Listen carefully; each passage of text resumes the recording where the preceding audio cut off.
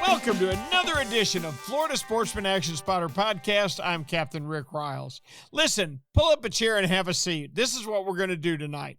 We're going to start out with a trip to Nosara, Costa Rica. I want to get an update from over there.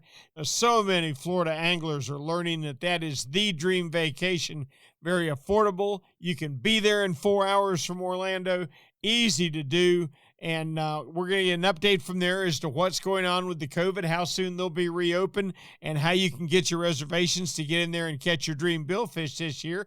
Then we'll take a trip around the state of Florida. We'll visit in each major port and find out what's going on, if the hurricane affected it too much, if the fish are biting, where the baits moved to. We're going to check it all out. It's all going to be brought to you by Yamaha. Reliability starts here. By FishingNosara.com, your dream vacation. By Tournament Master Chum, the best chum on earth. And by Young Boats. You want the finest in flat spay and offshore hybrid boats?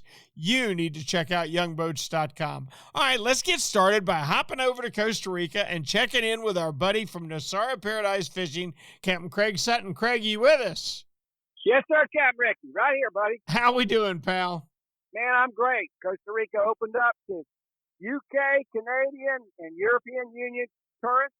And the word is that we got this afternoon, they're going to open up September 1 for the American clients. Well, hallelujah. That's something anyway. Woo! Have you got enough European clients to keep you busy till then? No. No. And you know what? I hate to say it. They're a real tough nutter. I mean, we generally speaking, they're a real hard lot to please. Now, we do get a few, but we don't get a lot of them. Boy, they don't know what they're missing. Holy smokes, do they not know what they're missing? Well, you know, the Europeans, the fat over there is jigging, vertical jigging, which, you know, I kind of like doing it too, but. Yeah. I like it all right. I think if we had fewer amberjack, I might like it better. Yeah, I know. That's right. I can get worn out pretty quick doing that. Yeah, but you know what? The opening's going pretty good so far. Good. And everything's positive. But if people want to come to Nosara in September, you still got some room for them? Oh, yeah. Yeah. We've got a big group coming in the end. We got a big group in October, but the rest of the month, we're pretty good. Good deal. I happen to know that September's still a very good time to fish there because I've been keeping up with your fishing report for a long time. Well, did you see the one that my guys went Sunday fishing? And they asked me, they said, you know, we've been working all week and we go fishing Sunday. I said, absolutely. And they caught, I believe it was 13 or 14 yellowfin. And there's some big ones in there, some 40, 45, 50. And they did it all on that squid rig, Ricky. I'll be darned. Really? Yeah, I'm rigging one of those things up for me off here this next winter for those blackfin. But Alex said they only fished for about 3 hours and they had 14 of them and came home. But they're meat fishing right now. They're trying to keep food in their freezer. Sure, I don't blame them. Now, how fast are they trolling the rubber squid? About 5 knots. Okay. Yeah, you know, like you would with bait. Yeah, okay. All right. But I've done it. Remember the story a few weeks ago? They got a marlin on that one running 29. Right. Craig, I've pulled one here on the party grounds, and the bonita will not leave it alone. So I'm thinking that the blackfin tuna, once we put it in front of them, will probably be the same way. I hope so, because, you know, I tell you something. I've always hung my hat on catching blackfin on bait with wire. Mm-hmm. I've always thought, to me, I felt like I accomplished something when I got them to bite those baits. But right. I don't know. There's something satisfying about it. Yeah, I'm with you. Yep, I'm with you. All right. Well, congratulations. You did very well in the Jacksonville in the St. Augustine Kingfish tournament. So overall, you had a pretty good kingfish season. Yeah, and I still haven't got my fix. You know, I was looking forward to Nassau when he pulled the plug on in. It kind of took the wind right out of my sail. But a good second is Mason's Voice. I can't wait to fish that. Help that charity out. Yep. That's in 2 weeks. We'll be ready for it. And Rick, I've called about 10 people, and everybody is jumping on it. Good. And we've all kind of made a pledge between us that if one of us wins the tournament, we're going to give that money right back to that charity. Isn't that cool? It is. And one of the guys, I'm not going to say his name because we know him, he squeezes a nickel till the buffalo extrudes some gas. And he just, right off that, oh, yeah, absolutely. So I was like, when he said that, I was like, man, this is a good cause. It's going to be a good event. I was on the board of a billfish tournament one year, and the guy that won it won $67,000, I think. And he took the check and he said, "Here, you guys can keep that." I'm like, "Oh, what?" I'm like, what? Yeah. What did you just do? That's somebody making a bunch of money. Yes, sir. Yes, sirree. Yes, sirree. Yeah. Craigie, as always, we appreciate it. And Craigie, we will look forward to getting an update from you next week. Sounds good to me, Ricky. All right, let's start our trip around Florida by checking in with our buddy, Captain David Voorhees in the Northeast section. David, how are you? Hey, Captain Ricky, I'm doing fine, buddy. I actually just got off the water about an hour ago. Good. Is it settled down and all? Does it look good? It looked great. It looked great. I was really expecting to see some debris in the water, but there really wasn't a lot. The water in some places was really nice and clean. You know, last week we talked about it sort of cooling down, the water temperature being a little bit cooler, so the fish were really biting good.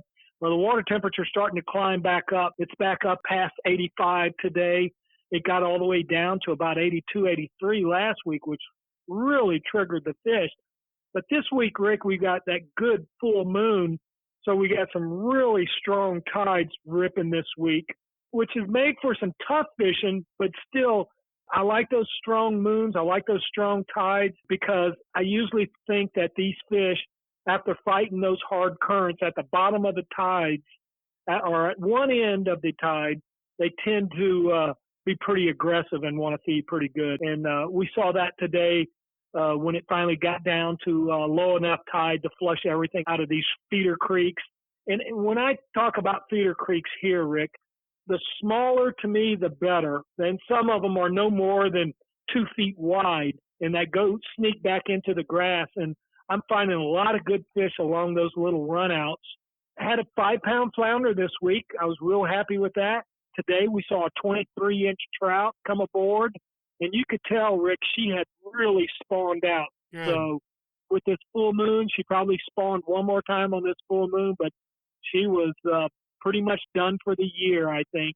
But anyway, you know, the red fishing has been phenomenal this past week with that cooler water. With it starting to warm back up, I'm going to start going back to my deep water jigging. I really believe with this warm water, these fish move into deep water. The trout, I've heard, have been really doing good at night. Did a night trip this past week and really did good. I love taking fly fishermen out at night that have never done it before. And Rick, let me tell you a little secret. We bring a 5-weight fly rod with us and absolutely have a ball on these trout under the lights.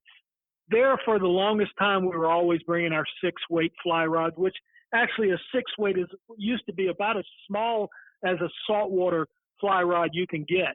Well, we pulled out these 5-weight, these little dinky 5-weight freshwater fly rods, and I'm telling you, it is absolutely a blast. You'll catch 20, 30, even 40 fish a night.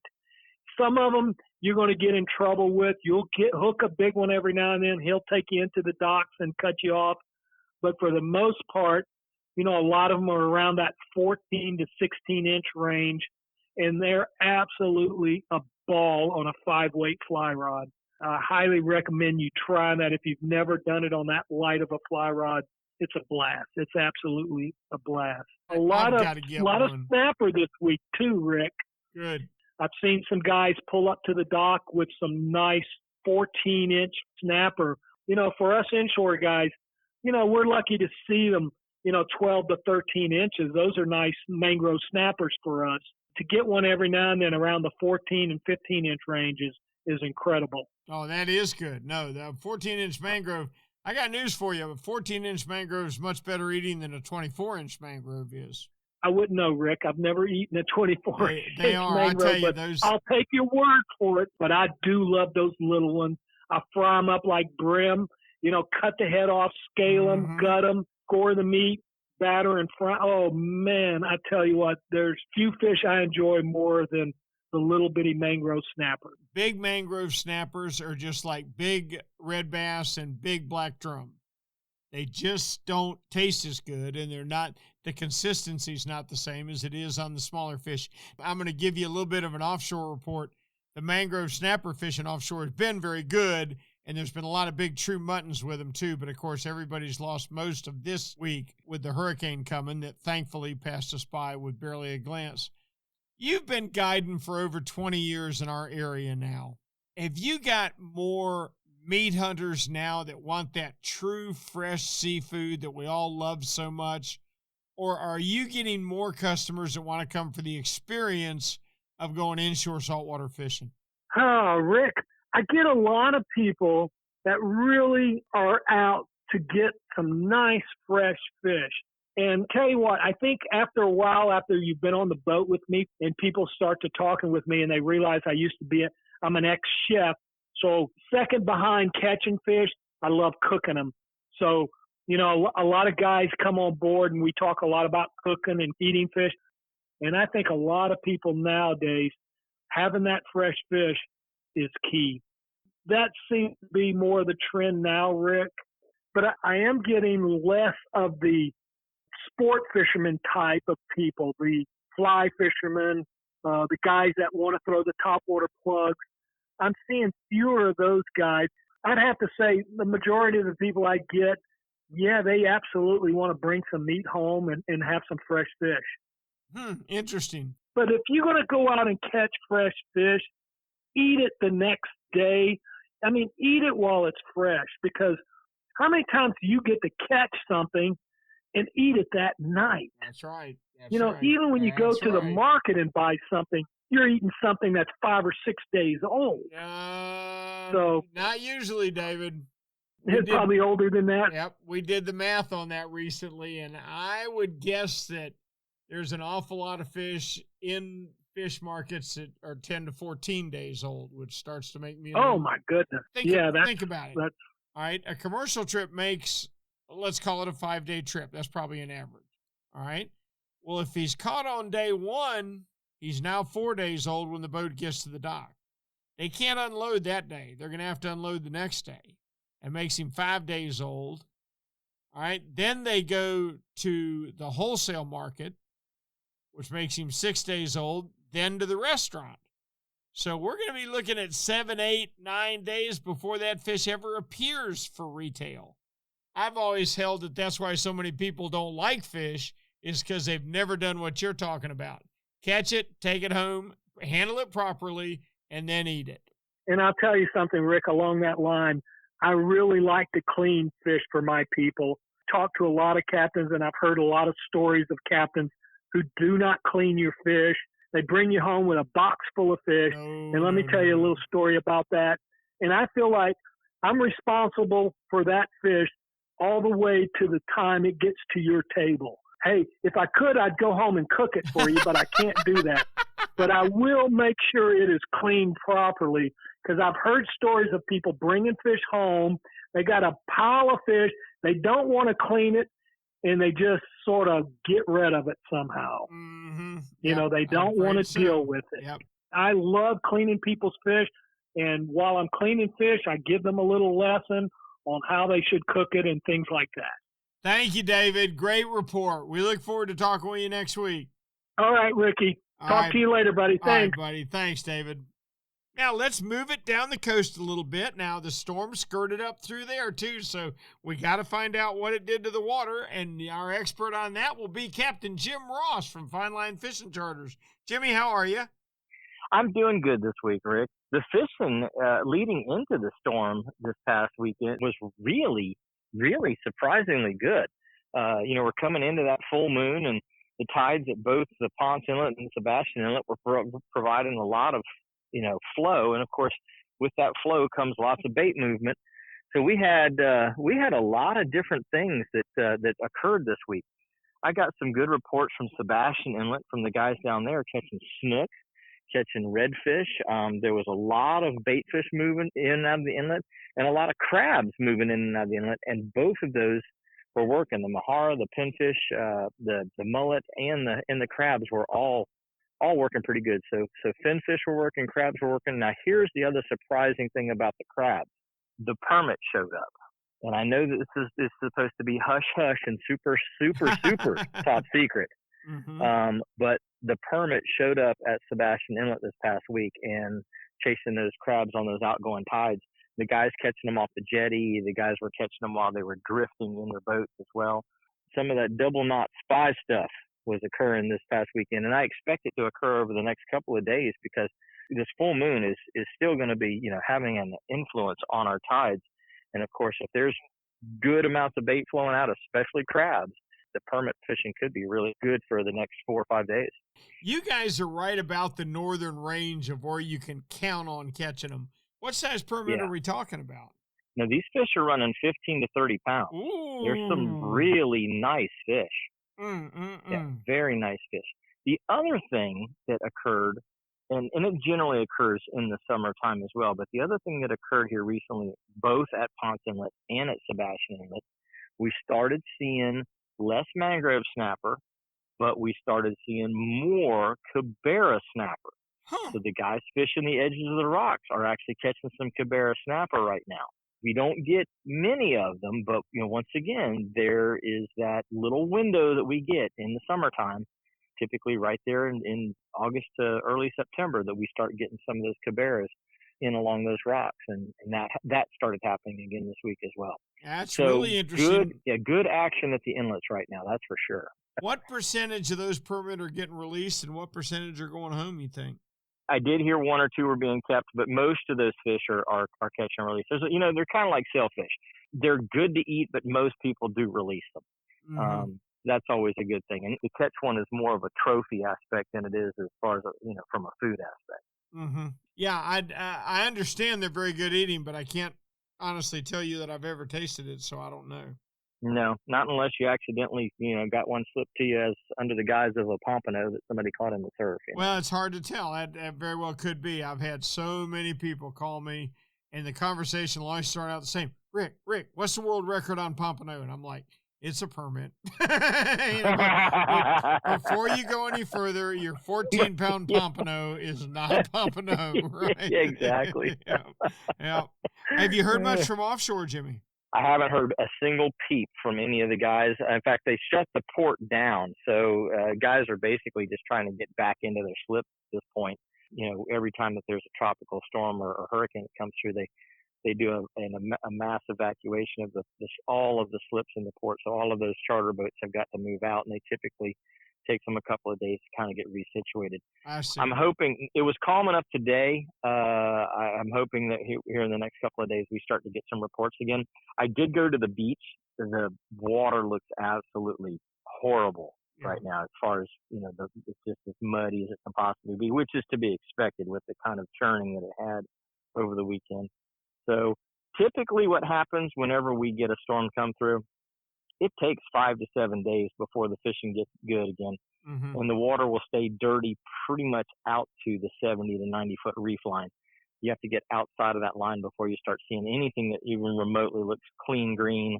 And then you're going to have to get right there to the edge of the Gulf Stream before you find anything that looks blue. Yeah. So I would say to the guys that are planning on going out, just run until you hit the clean water or start kicking flyers up, and then, then start slowing down and kind of looking a little bit. The stream the last couple of days with this full moon has been impossible to bottom fish, though. Anywhere on the 27 Fathom Ridge or the Ocalina Bank that we know as the Cones has been virtually impossible. The guys were just saying that current was ripping so hard. They were using 24 ounce and barely touching bottom every once in a while. So that amount of current just really, really is difficult to fish. And of course, when it's difficult to fish, it's difficult to catch. Yeah, Jim, I've got a canyon that I love to drift over the top of with my live base for sailfish down off Stewart. And I got set up. I always run 1.5 miles south, and that gives me plenty of time to get set up, and be ready when we drift over the canyon and hopefully get a bite. So I went last week, and I'm putting the second line out, and I looked back at my scope and went, guys, we got a problem. We're past where we're supposed to be, and we don't even have 2 baits in the water. I was doing 5.7 knots to the north. It was some kind of screaming, but the fish bit, so it worked out okay. Well, the only decent thing about that is as long as you can keep somewhat of a semblance of order to your spread, you can save a lot of fuel. Oh yeah, you sure can. There's no doubt. You run south. You run south, you fish south, and then you run north to get home, or run south to get home. Yep. Thank you, Jimmy. We appreciate it. We look forward to talking with you next week. Hopefully everybody gets out there, stays safe, and we catch a lot more fish just like we did last week. I'm counting on it. Jim Ross from the East Central area and Fine Line Fishing Charters. All right, let's take a little trip further south, and we will check in with Captain Jonathan Earhart and see how things are in lovely Stuart, Florida. John, are you with me? Yes, sir. Glad to be here. Looked for a while like you guys were really going to get waxed by the hurricane, but it didn't happen, did it? No, we lucked out, 20, 30 mile an hour winds. So, I mean, I'm very fortunate getting ready to get back to fishing here. I did go out today for my inshore charter just looking for bait fish, along our local reefs and wrecks. The water's still pretty churned up right now. So it's like a sandy colored water. Going out to about 150, 160 feet right now. Mm-hmm. So, I mean, really anything inside 160 feet, if I'm trolling offshore, I probably wouldn't waste my time. You're going to need to get out to that deeper water. Probably going to have to troll dead bait this week because it just seems like that hurricane pushed all the bait fish out of our region for the next couple days. So, definitely shoot out to like 200, 300, maybe 400 feet of water. Look for some weed line if there's any kind of condition out there, and chances are you're probably going to want to focus on catching mahi and blackfin tuna right now. There's still a few sails around, but I would probably wait 4 or 5 days, and I think we're going to have some really good sail fishing again when those live bait fish kind of move back inshore and things get back to usual with the cleaner water. Mm-hmm. Yeah. I tell you what, I was down there just before the storm, and you're right. The sailfish were on their summertime peak there for a few days. Yeah, so I mean, give it a couple days when the water kind of cleans up a little bit. Those bait fish move back on top of those artificial wrecks and reefs. I think we're still going to get, another couple weeks of some really good sail fishing before, we have a little transitional period where the sailfish disappear for a few months. I hope you're right. Tell me what else is going on. What's going on inshore? I fished inshore today, and again, it was kind of the same thing. The water's super churned up in the river. So we're having to soak our baits a lot longer and keep our presentation a little lower in the water column to get the bites because the river is just so cloudy right now. And it seems like the fish haven't really turned on and started to feed, catching a lot of mangrove snappers, a couple big jack crevalles, and I was using mullet and small pilchards. I did find, though, that it seems like we've had a little bit of an influx of those larger silver mullets, which, could be a sign of our mullet run starting a little early this season. Typically in August and September, I get those 5 to 9 inch silver mullets, and those are just great baits in the river. Good for jacks, tarpon, snook, fishing around seawalls, docks, even out around the inlet. Really a great bait. And as we get closer to that fall mullet run, definitely want to take advantage of those larger 6 to 9 inch mullets when we're river fishing. Gotcha. So what's the action like in the rivers, or much of the snook? The snook fishing was very slow today. I only seen one snook on our 4-hour trip, and unfortunately, it didn't want to bite. We threw several pilchards at it and a mullet, and it seemed like it just wasn't really interested in eating anything.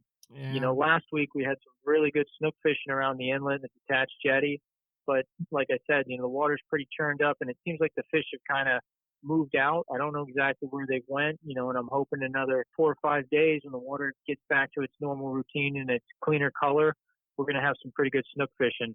I'm glad the hurricane didn't affect us on land very much, but there's no mistaking the fact that it came up the coast and stirred the water up real good for us, is there?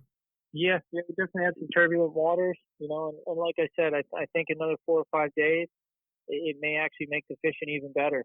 Good deal. I'd be ready for that. John, that's a great report. We appreciate the heck out of it and look forward to talking with you next week. Yep, I'll check in with you guys next week. All right. Thank you, John. Captain John Earhart from the Chaos and the Mayhem in Stuart, Florida. Let's go on down to Miami, where things are always stirred up when Alan Sherman's in charge. Captain Allen, are you with us? I love that, Rick. That's so much fun, the way you put this together. Always put a smile on my face. Good. That's my goal. Things were stirred up, but they have settled down quite a bit. That storm slowed down a bit when it passed us, and by the time it got up to you guys, we'd already started to calm down. Got a little bit of a west wind, which knocked the seas down a bit. And the guys are just now starting to get offshore to do some fishing. And what we found today was the sargasso weeds are just horrendous once again. It looks like we're going to have another summer of just tons and tons of the sargasso weeds. So that's an issue, especially if you're trying to troll anywhere from the reef on out. Very difficult to keep your baits clean. But going out looking for dolphin has been productive. The fish aren't on the weeds because there's so many weeds. So what the guys are doing and what's working is they're looking for birds, the snooty terns, the frigate birds. There's been quite a few groups of those snooty terns, and once you spot them, the guys are just heading right for them, and then casting lures or trolling anything weedless that'll get through the weeds. And the dolphin that they're catching are anywhere from 4-pounders up to about 10 pounds. A few a little bigger, but most of them are in that 4 to 10 pound range, which is perfect because those are all legal fish. And, it's not the throwbacks, fish under 20 inches. So that's been our hottest fishery. Mixed in with those dolphin have been quite a few small blackfin tunas. I would think with the little blackfin tunas out there, I mean, these are so small you don't want to keep them, that there should be something bigger feeding on them. So I wouldn't be surprised if there wasn't a few blue marlin I wouldn't think of a white marlin, but a blue marlin, mixed in with some of these schools trying to snag one whenever they wanted to. Those fish have been anywhere from 700 to 1,000 feet of water. Really, the best bet is the run and gun. Just keep looking for the birds, and once you find them, then see what you can do with any fish that are feeding underneath them. Moving closer in around the reef to just say 80 feet out to about 200 feet, there's still some kingfish to be caught, and there's quite a few bonitas, false albacore, to bend your fishing rods are a lot of fun. Not much for eating, although some people do eat them. Kind of bloody for me, but a lot of fun to catch on light tackle. It's a good time to bring out the artificial lures and the light rods, see what you can do with them. Vertical jigs work really well on them as well. On the bottom, there's been over certain areas around some of the artificial reefs and little ledges, there's been vermilion snappers, quite a few yellow-eyed snappers, and some genuine red snappers. And if you catch them in state waters, you can keep them. I think you're allowed 2 per person, and I don't think there's a size limit on them. You're talking about on yellow eyes, there's not a size limit. I'm not a authority on genuine red snappers, but if you catch them here in state waters, you can keep them. It's open year round. And now I know that there's some discussions going on as far as what may happen in the future. But at the moment, I looked it up today because I know the guy, they're catching some out there. You can keep them in state waters, not federal, but state waters. I'll be darned. We never get them in state waters, of course, up in Northeast Florida. Exactly. So I wouldn't know. Yeah. Alan, yeah. I checked out that Storm 360 that you were telling us about last week, and you're right. That looks like an ideal weedless mahi lure. And I urge the guys to check into that. Tell me about inshore. What's going on there? So on the inshore side, coastal near the inlets, there's been some big jack crevalles and some snook. But in the bay, at least in North Bay, not much happening. They dump so much fresh water from the dams coming up down from Lake Okeechobee that the water is very fresh, very brackish. That usually pushes the fish to the east side of the bay. And, we're struggling down here because we just don't have the seagrasses anymore, and they haven't really rebounded. There's some kind of grass growing, but it's not the manatee grass. It's not turtle grass. So it's not the kind of grass that you would see a lot of sea trout accumulating in.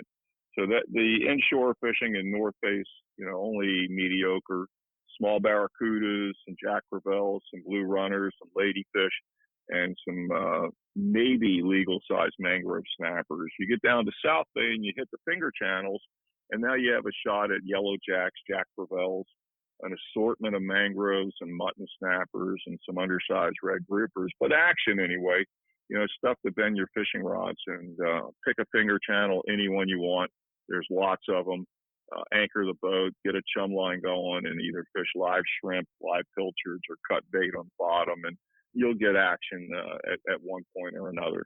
Other than that, flamingo has been okay, not great, but okay. There's snook and redfish being caught, triple tail, and that kind of rounds it up for the moment. Hopefully we've got calm weather all the way through the weekend, 10 miles, maybe a little closer to 15 miles per hour, and that's not too bad. So, the weekend is looking pretty good at this point. Good, good. I'm glad to hear that. We need that. We need that water to get cooled off a little bit, Alan. You need some good afternoon rains and stuff to chill that water. But we're working our way through August now. It won't be long till that first northeaster comes around. We used to look for them, Alan, about Labor Day. Now it's getting closer to Halloween. I wish they'd go back to coming around Labor Day. Well, you guys get hit more often and stronger, harder cold fronts than we do. It takes a long time before they actually get to us and push all the way through. We don't expect cold fronts to do much until late October on into November, and now it's more like December, so our water temperatures are just going to keep rising unless we get another storm. Come late August, we're looking at 95-degree temperatures, surface temperatures in the bay. Yeah, that's too and hot. that carries into early September. Yep, too hot. All right, Cap, I appreciate the heck out of the report, and we will count on talking with you next week. Look forward to it, Rick. Thanks, Alan.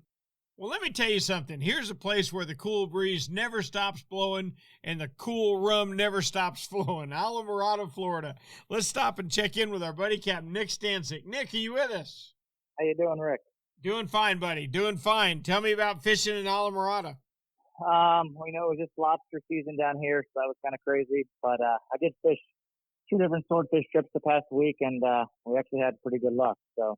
See, there you go. You're back on a tear now. You knew you would be. Yep.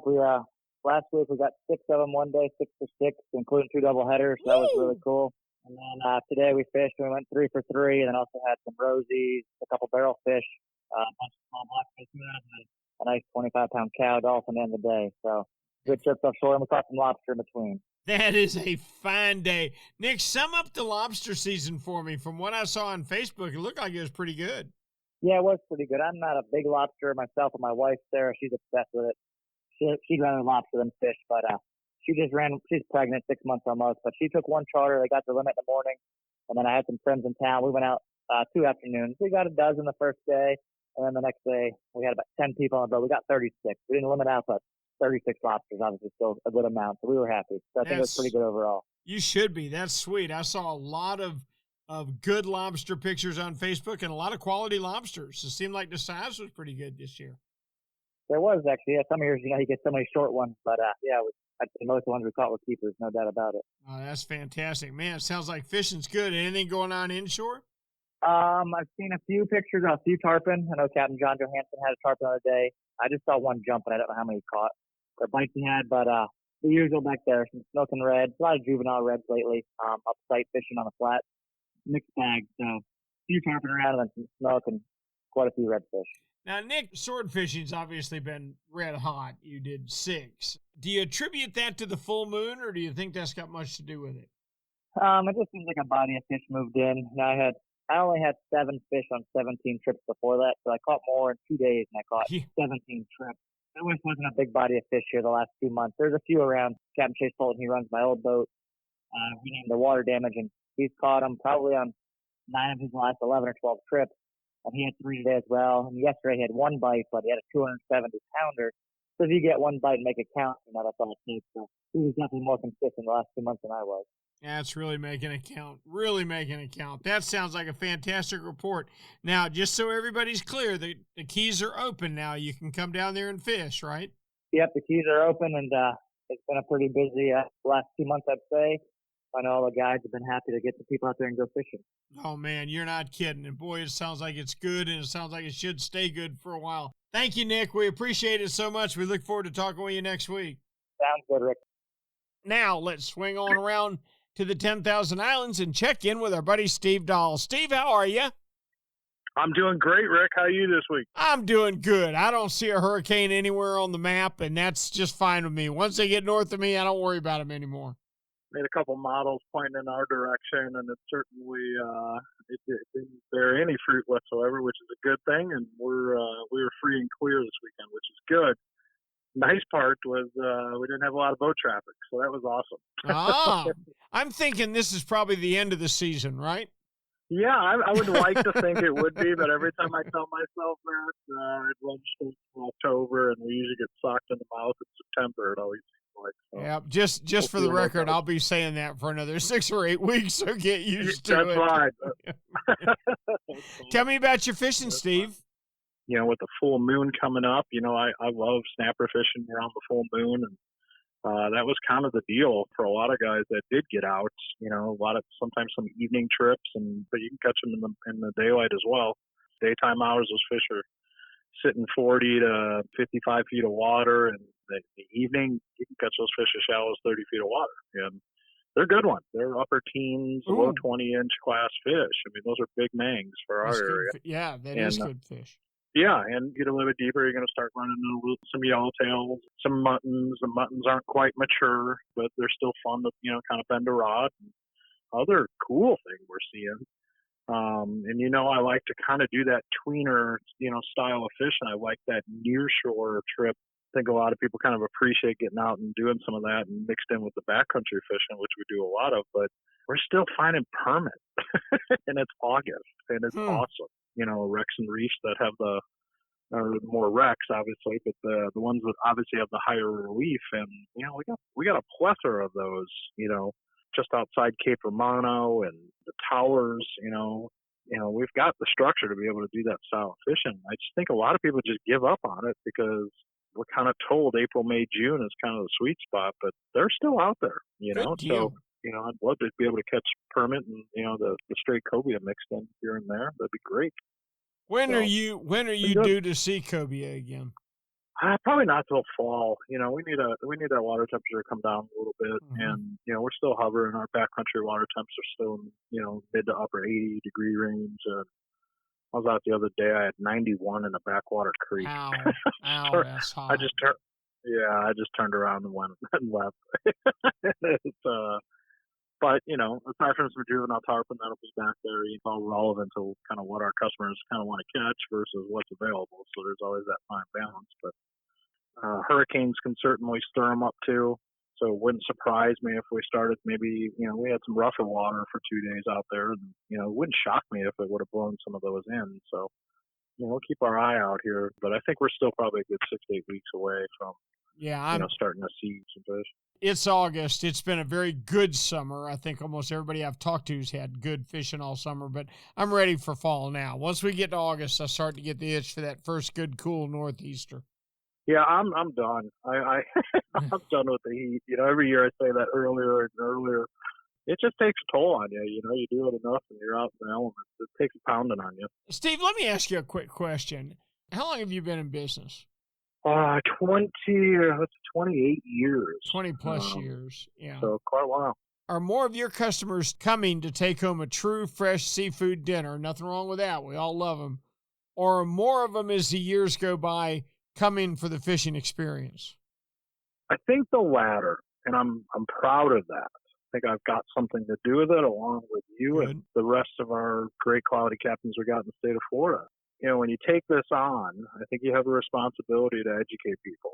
How to fish, when to fish, all that. But I think you also have a responsibility to be able to educate people on selective harvest. You know, there's nothing wrong with taking fish, you know, if it's within your legal means to do so. However, how many is ultimately, you know, always a question for me. And I think that's our responsibility. So I'd like to think a lot of us, you know, I think Florida Sportsman in general as a brand has championed that effort. And I think a lot of people have followed suit. We have a huge following of people that look to Florida Sportsman for that. And I think, you know, just as a whole. So I would like to think, you know, in the last 20 years, I've got more people that are out for the experience, and the fact that you can bring home some fish is just a bonus, you know. And it's not always the case. I also am in an area where I'm an older demographic. Our customers are retired. Part of that baby boomer generation is kind of wired. You know, there is a catch and kill concept, and it's to no fault of theirs. It's the way they grew up. And, you know, you almost have to take that responsibility of, you know, trying to educate people. And some people just don't, you know. Do you need 5 trout per person with 4 people on board? Absolutely not. But are you legally able to do it in some areas of our state? Yes. You know, so it's a slippery slope, but couldn't have said it better myself. Just because you can take a certain number of fish doesn't mean you need to. I appreciate it as always. Let's talk next week. All right. Sounds good, Rick. Looking forward to it. All right, buddy. Appreciate it. You know what Yamaha Outboards love? The genuine formula and consistency of Yamalu marine engine oils. What? Outboards are subjected to punishing conditions like high loads, salt, and humidity, a mix that automotive oils can't handle. Yamalu full synthetic and marine performance formulas are certified to protect against friction and corrosion for reliable performance every time. Find Yamalu marine oils at your nearest Yamaha Outboard dealer. Locate them at yamahaaoutboards.com/dealers. Yamaha, reliability starts here.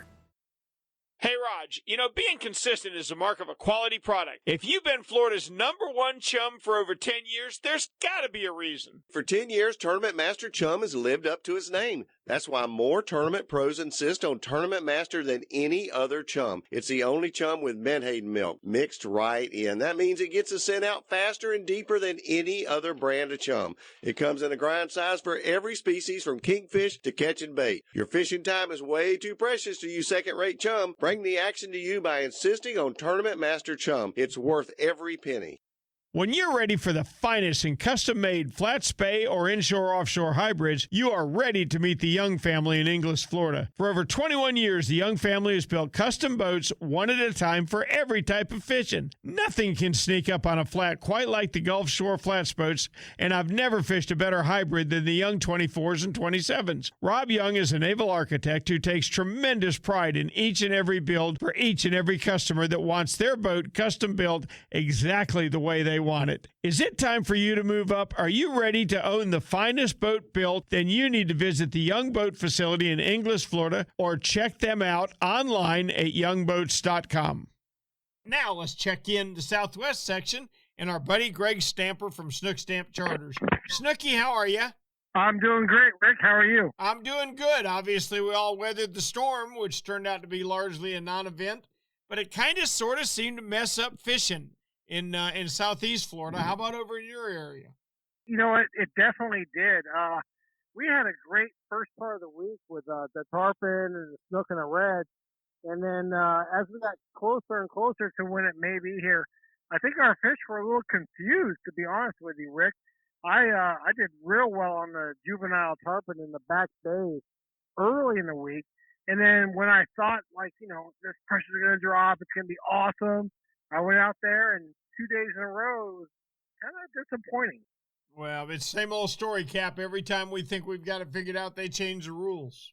Yeah, I know. Fish have tails, too, so, that goes a different way. Yep. I know exactly what you mean. So the last day or so has been slower. It started out better early in the week?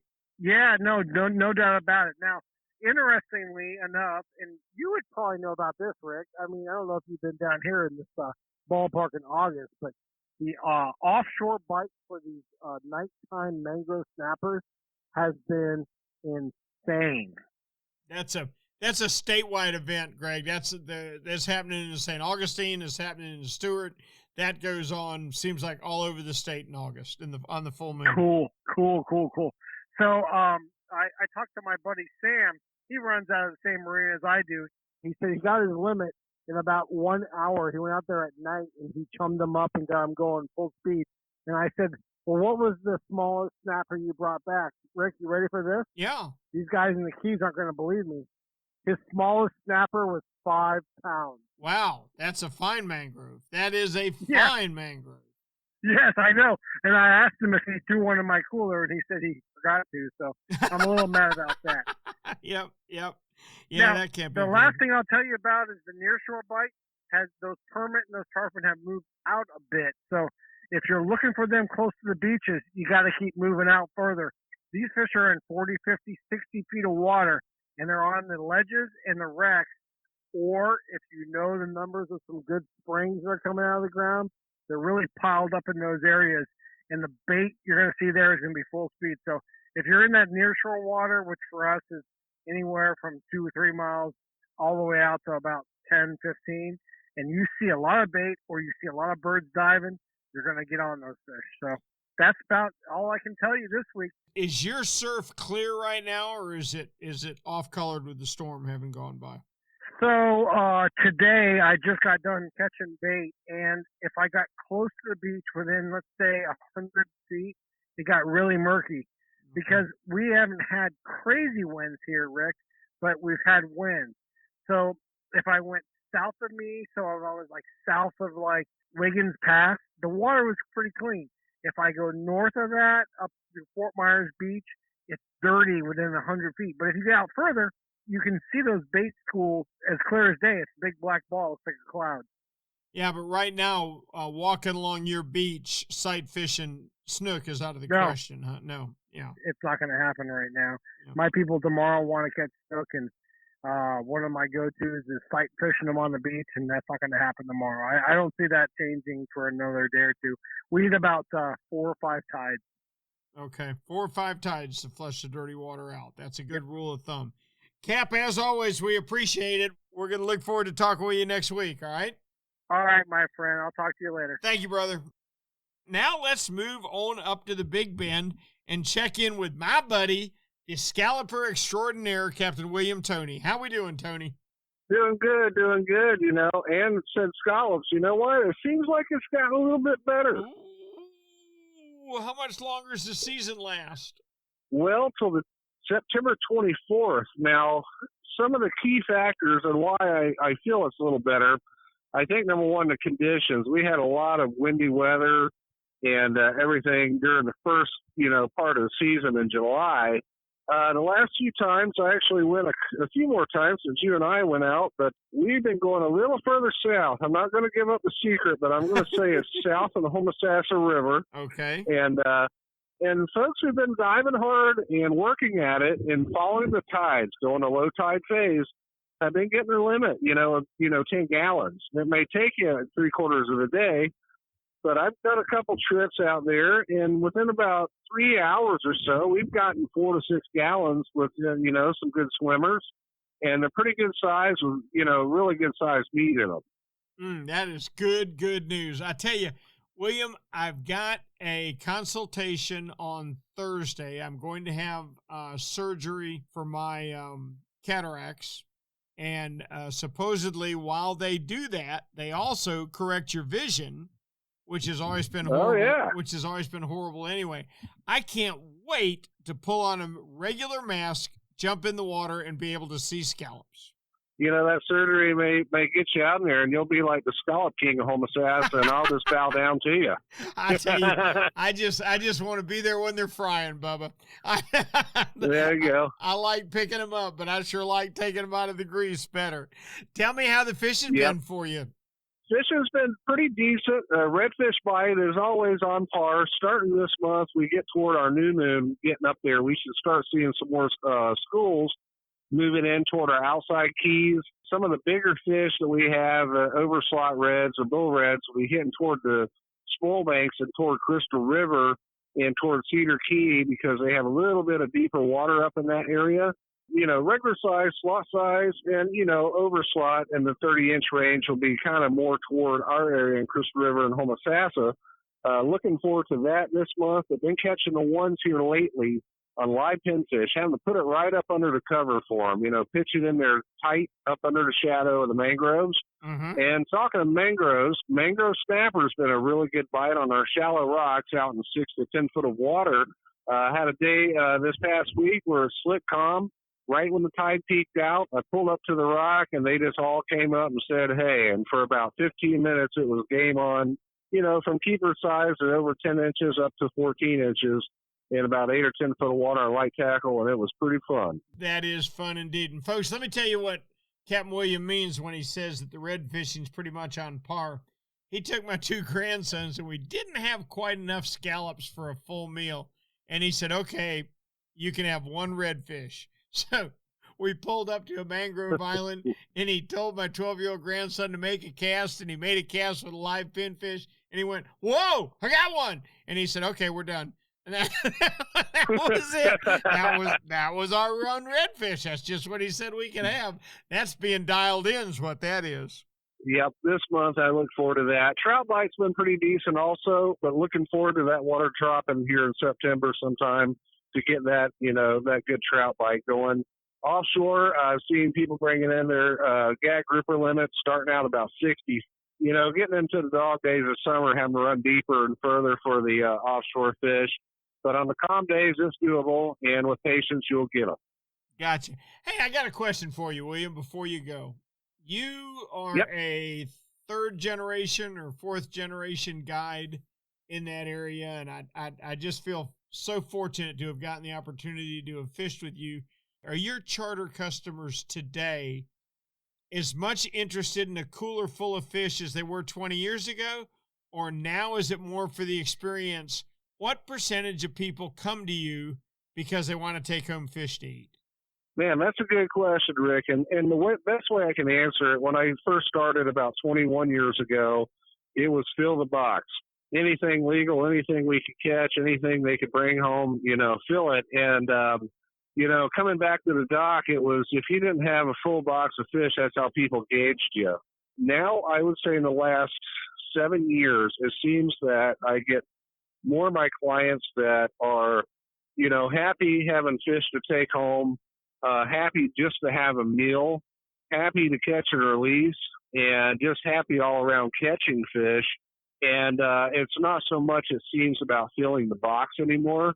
So I think the attitude in our sport's changing a little bit toward, it's good with our trout regs being dropped down. No one complained about it. Nothing. No one said anything about it. And so, people that do like to keep fish and bring them home, by God, I'll do my best to help them with it. But a lot of times, I've gone and had 2 clients, and they catch your 2 redfish, and they're like, well, let's don't sore mouth them. Let's go off and see what else we can catch. I like it. And that's something I didn't hear probably 20 years ago. Yep. I like it a lot. I tell you, Captain David Borges, who does our Northeast report, sent me a picture the other day of a redfish he caught, a little bit oversized, maybe 30 inches. And he just showed me a picture of the inside of his mouth. And Cap, if that fish if he's been caught once, he's been caught 6 times, I promise you. He had some mouth bling going on, I'm sure. That's a good thing. That shows us that we're fishing on a finite number of fish, and we got to take care of them. Absolutely. I would say probably I would go 40 for keeping as much as I can, and 60 for let's go out, catch fish, and have a fun time. I'll bet you in 5 years it'll be 70-30. It's creeping that way. I like the direction it's heading. We'll see. Captain William, it's always such a pleasure to talk with you. While you're over there on the East Coast fishing, remember to, wait a minute, how do we say this? Hang 5? Is that what they do? No, I think it's hang 10, isn't it? That's right. And hang 10. Yeah, and don't get too gnarly, dude. Hey, it wasn't. I wish I was here yesterday, but you know what? I'm happy to get whatever waves I can catch, and they were pretty nice this morning. Good deal. Thanks, Captain William. We'll talk with you next week. See you next week, bud. Now, let's move over a little bit and find out what's going on in Northwest Florida by talking to our man, Captain Kevin Lanier. Kevin, how are you? Hey, Captain Rick, I'm doing fantastic today. How about yourself? I'm doing good, and I kind of sense from looking at your Facebook posts and such that you've had a rather outstanding red snapper season this year. Captain Rick, if I would have drawn it out as to the perfect red snapper season, other than a little bit of weather, I couldn't have drawn it out anymore. What a fantastic season that we had up here in the Northwest. Yeah, but your weather wasn't bad. You didn't lose very many days to weather. I mean, you lost a few. No, I think we only lost 5 when it came down to it. You know, we ran all but about, I think, 10 days total. We lost a few to COVID, and then we had a few maintenance days. But overall, I tell you what, it was fantastic. We caught a dozen red snapper over 20 pounds. We got probably a grouper in the 20-pound and above range. So, I mean, we cannot complain. We can only say good things. There you go. I like that. Now, let me ask you something. When it closes, which it will, do your charter customers continue to come? Do they grumble a lot about it being closed? Nobody likes the season, obviously. Everybody would like to see it expanded. But have you still got people who want to come fishing for the experience? Yeah, we still do, and we have people that, I make sure everyone knows when they book that red snapper is not open. That doesn't mean we won't catch them, because the other day, the day after it closed, I bet we caught 15, had to let them go. But people still come down. I kind of focus more on grouper trips now and getting out there, an 8-hour grouper trip. We get out there and get into red grouper and gags and things like that. We do a little more trolling now for kings, and we had mahi really super close in. We were in 60 feet of water and we had mahi around the boat. How about that? That's cool. Tell you one other thing that drove me crazy about yesterday is I had 3 cobia so close to the boat that I could just about gaff them, but we could not get them to eat anything.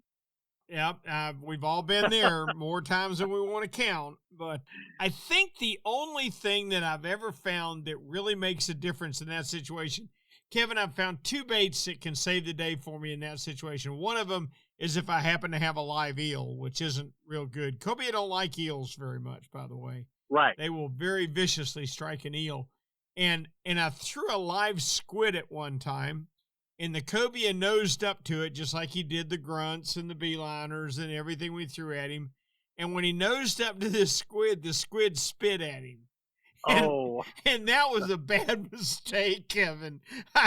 I never saw that hook again, I promise you. Well, that's funny.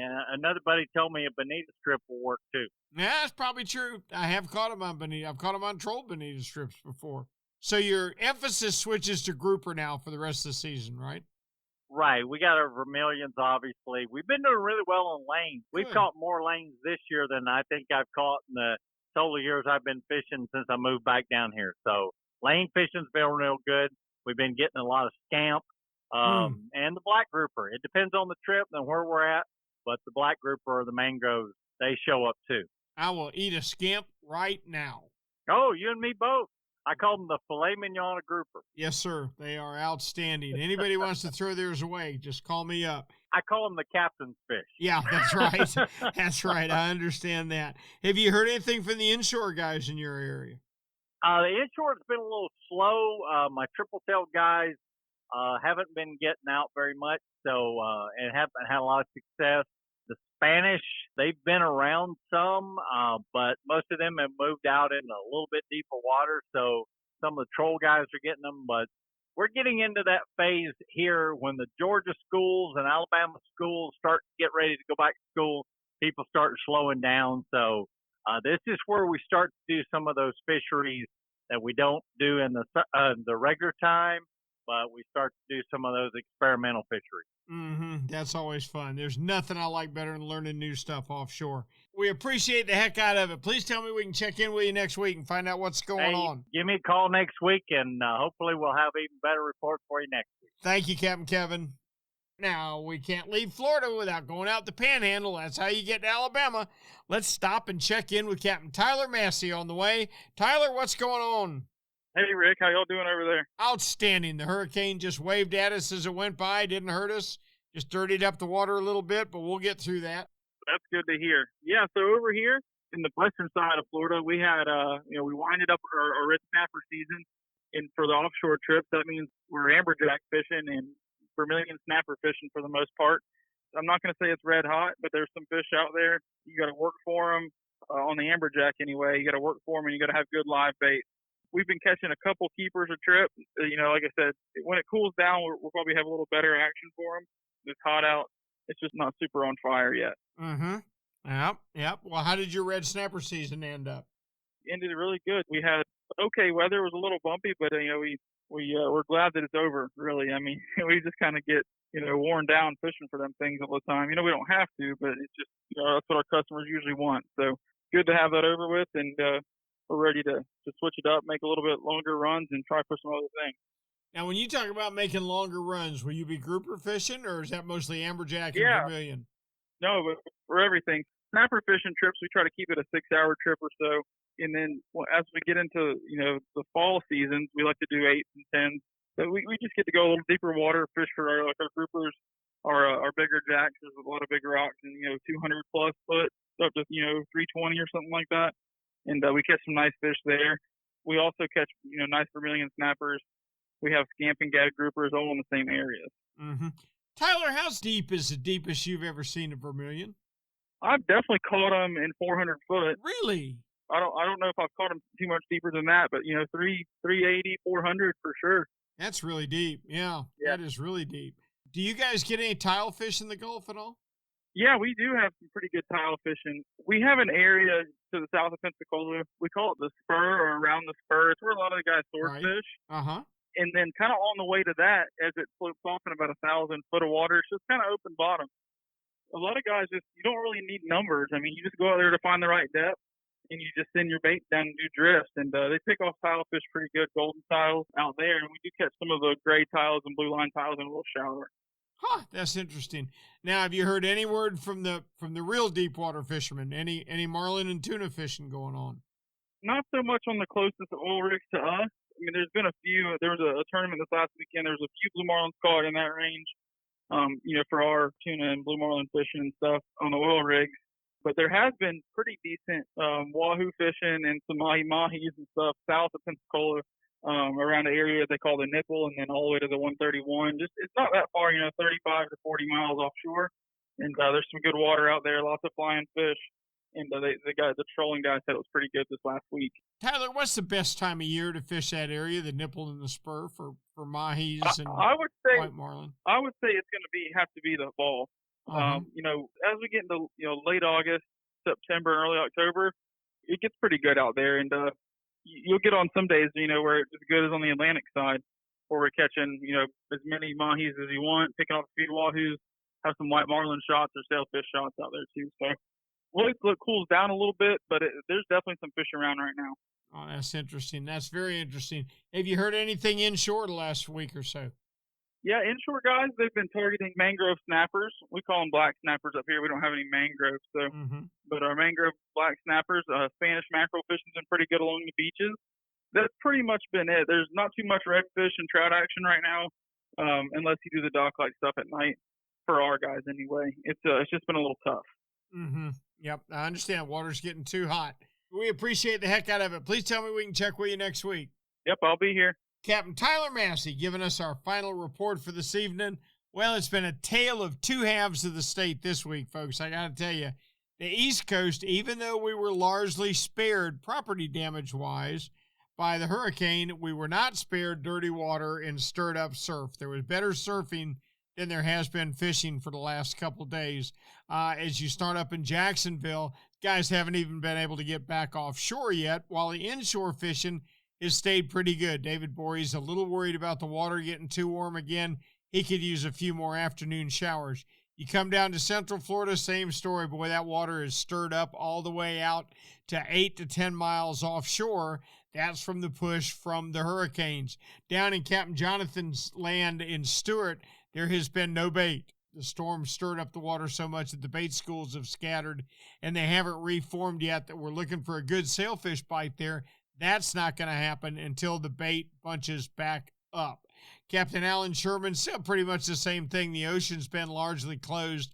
They're catching crevalles, and they're catching some mangrove snapper, and even a few mutton snapper, a lot of juvenile mutton snapper, which is good news. But all in all, the storm affected the east coast of Florida. Now, if you go as far south as Islamorada, that's another story.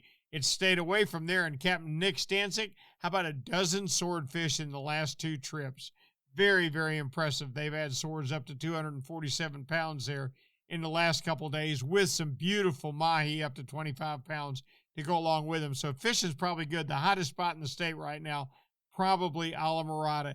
Come around to the West Coast, talking with Steve Dahl and Greg Stamper. They said the water along the beach is just dirty. It just got too much of the storm water pushed up there. There's no sight fishing for snook right now from the beach. You got to get a little bit further offshore to get them. Now, as we get up into the Bend area, now it gets a little better. Captain William Toney, they saw no effects of the storm there. Their scalloping has gotten better, and their fishing's been quite good. He had some real good bites of mangrove snapper in shallow water, nice legal fish, and redfish, what he calls on par. The rest of us call phenomenal.